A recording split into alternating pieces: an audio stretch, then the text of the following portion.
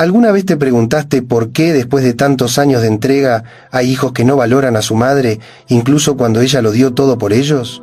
Hoy quiero que recorramos juntos 7 razones psicológicas profundas por las que un hijo no valora a su madre, y te aseguro que entenderlas puede cambiar para siempre la manera en que mirás tu propia historia.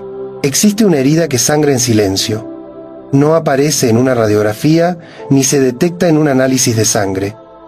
Pero está ahí, latente, robándole el sueño a miles de mujeres cada noche, cuando apagan la luz y empiezan a repasar mentalmente cada decisión, cada renuncia, cada vez que se dejaron a sí mismas en segundo plano para que sus hijos estuvieran un poco mejor.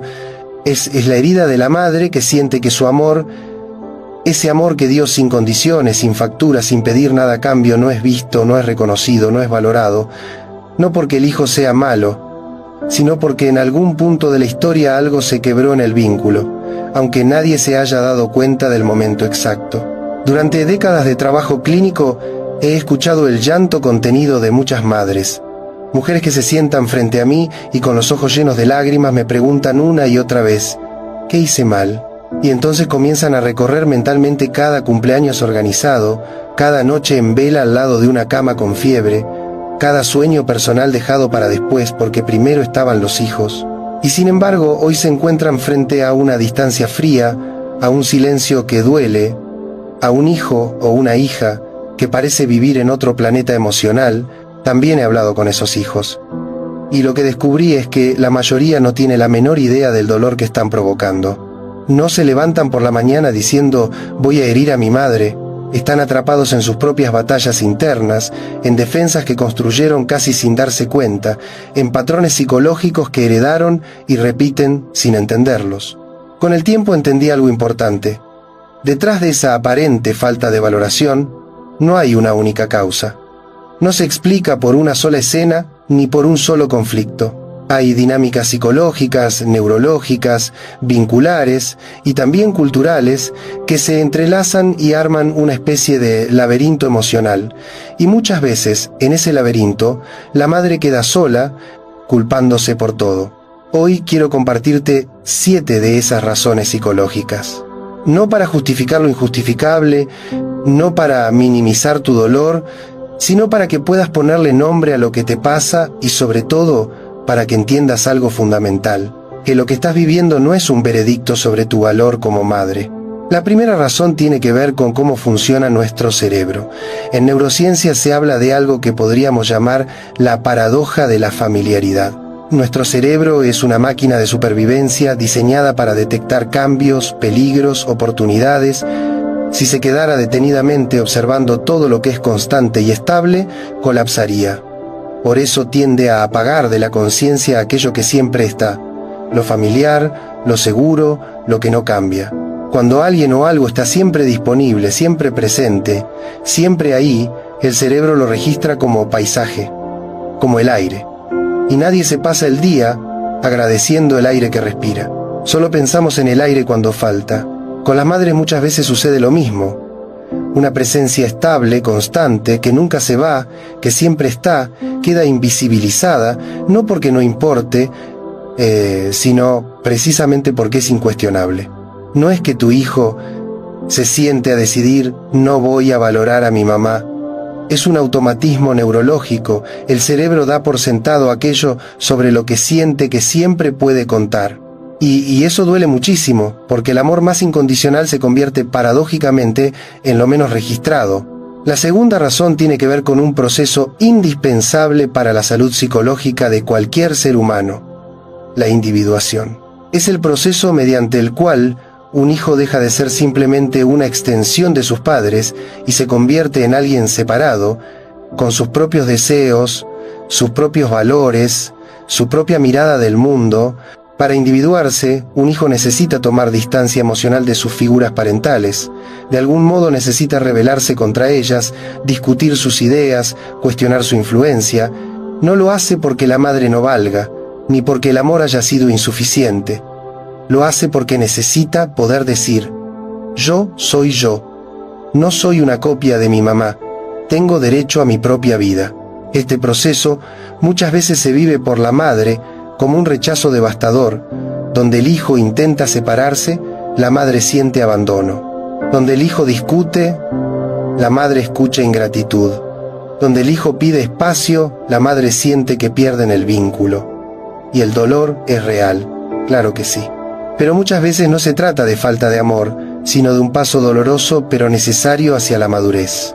Cuanto más se resiste este movimiento, cuanto más la madre se aferra, controla, exige cercanía o reconocimiento, más se intensifica la distancia. Es como intentar retener agua cerrando el puño. Cuanto más fuerte lo apretás, más se escurre entre los dedos. La tercera razón se relaciona con un mecanismo que todos usamos, aunque no lo sepamos. Proyectar nuestro propio malestar en quien sentimos más seguro. Cuando un hijo se siente fracasado, desorientado, con baja autoestima, con miedos que no sabe cómo manejar, con heridas que arrastra desde chico, necesita un lugar donde descargar esa tensión interna. Y ese lugar suele ser la persona de la que está seguro que no se irá. Muchas veces, la madre no se descarga con el jefe porque podría perder el trabajo, no se descarga con los amigos porque podrían alejarse, no se descarga con extraños porque no tiene ningún vínculo. Lo hace con quien siente incondicional, con quien en su fantasía jamás lo va a abandonar. Con vos, por eso tantos hijos pueden ser amables, cuidadosos, respetuosos con otras personas, y duros, fríos, incluso crueles con su madre. No es justo, no es sano, no es algo que haya que aceptar sin límite, pero entender que muchas veces lo que están atacando afuera es el dolor que no pueden enfrentar adentro, puede ayudarte a no convertir su maltrato en una prueba de que vos no valés. Cuando tu hijo te habla mal, cuando te ignora, cuando te hiere con sus palabras, en muchos casos no está hablando de vos. Está hablando de su propio caos interno, de su propio miedo, de su propia frustración, y aprender a separar eso, a decirte internamente esto habla de lo que le pasa a él, no de lo que soy yo, es un acto profundo de cuidado hacia vos misma. La cuarta razón tiene que ver con algo que he visto muchas veces en el consultorio, lo que llamo el síndrome de la madre invisible. Es lo que ocurre cuando una madre se borra por completo como persona y solo se deja ver como función. La que cocina, la que limpia, la que resuelve, la que siempre está, pero no como mujer, no como sujeto con deseos, con límites, con cansancio, con necesidades. Con la mejor intención del mundo, muchas madres se enseñan a sí mismas a desaparecer. Ocultan el cansancio para no preocupar, callan la tristeza para no cargar, posponen los propios sueños hasta nuevo aviso, que nunca llega. Y sin darse cuenta, le transmiten al hijo un mensaje muy sutil. Lo que yo siento no importa, lo que importa es lo que vos necesitás. Ese hijo crece viendo a una madre que jamás dice, no puedo, que nunca pide ayuda, que nunca pone un límite. ¿Cómo va a aprender a verla como alguien con derechos y necesidades propias? Si mamá nunca mostró que algo le dolía, si nunca dijo basta, si nunca se valoró a sí misma delante de él, ¿cómo va a valorarla él? Y acá la pregunta es dura, pero necesaria. ¿Te has mostrado ante tus hijos como una persona que se respeta, que se cuida, que tiene límites, que también necesita ser tenida en cuenta? ¿O te ofreciste siempre como un recurso infinito, como si no tuvieras cuerpo, ni cansancio, ni historia? No es una invitación a la culpa, es una invitación a la conciencia, porque el día que empezás a valorarte frente a ellos, también les enseñás a mirarte distinto. La quinta razón es una de las más complejas y al mismo tiempo de las más reveladoras. La podríamos llamar la deuda emocional imposible de pagar. Cuando un hijo recibe un amor enorme, constante, lleno de sacrificios, una parte inconsciente de su psiquismo registra eso como una deuda.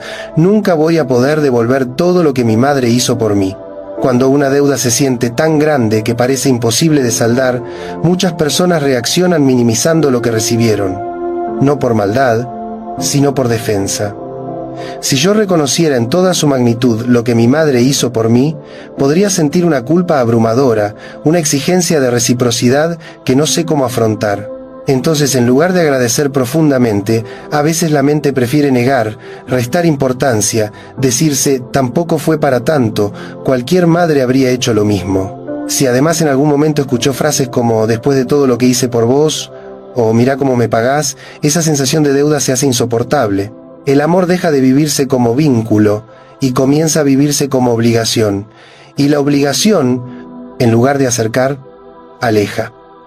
Genera culpa, resentimiento, necesidad de huir, no porque no haya amor, sino porque el peso del tengo que termina tapando el quiero. La sexta razón está muy ligada al contexto cultural en el que crecieron muchas de las generaciones actuales.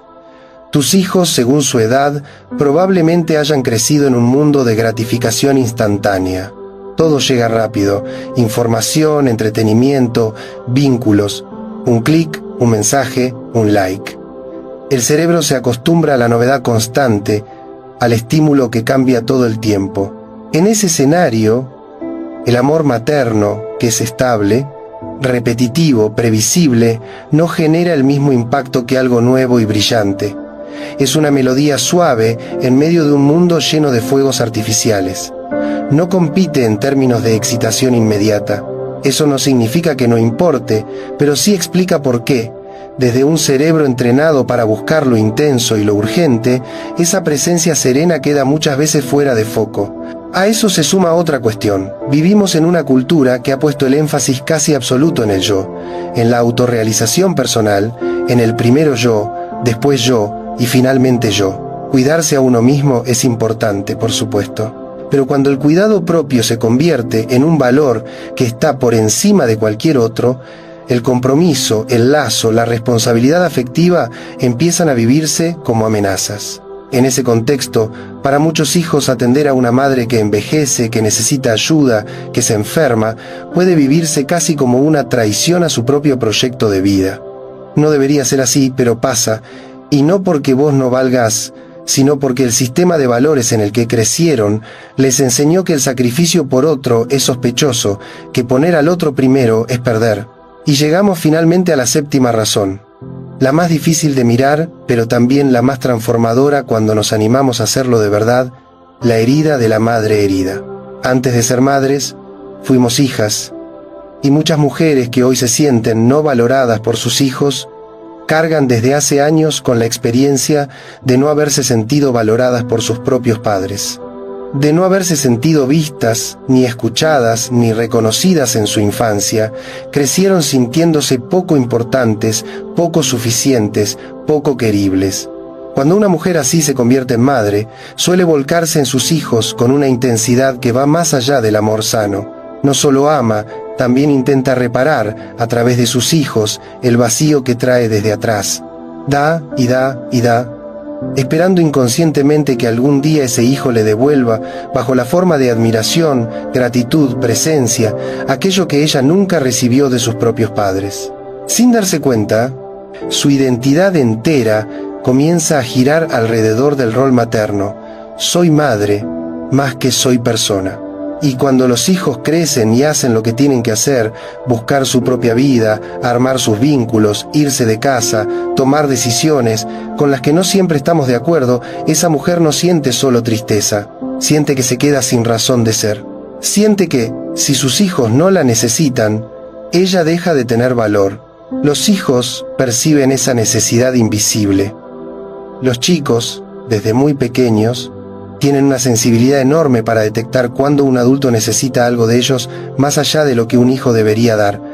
No lo pueden decir en palabras, pero lo sienten en el cuerpo. Y cuando sienten que deben ser quienes sostengan emocionalmente a su madre, que deben llenar un vacío que ella trae desde antes de que ellos nacieran, se genera una tensión enorme.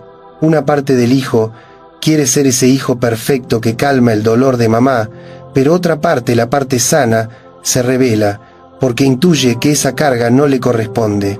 Y muchas veces esa rebelión toma la forma de distancia, dureza, aparente indiferencia.